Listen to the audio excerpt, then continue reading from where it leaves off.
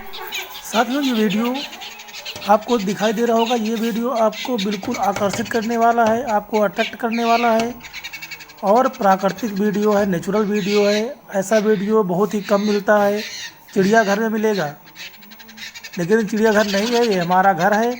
और हमारे घर पर एक वीडियो हमने पहले ही बनाया था, देख लेना आप लोग।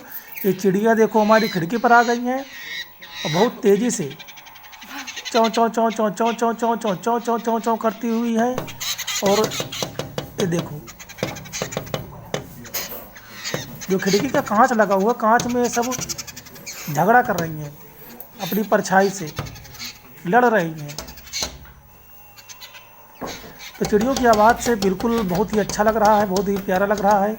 लेकिन समस्या ये है कि ये लोग अपना चोंच कांच में लड़ा रही हैं, तो बिल्कुल हमें अच्छा नहीं लग रहा। लेकिन हमारी खिड़की पर आई हैं तो अच्छा भी लग रहा है। सामने बैठी हैं, वीडियो शूट कर रहे हैं।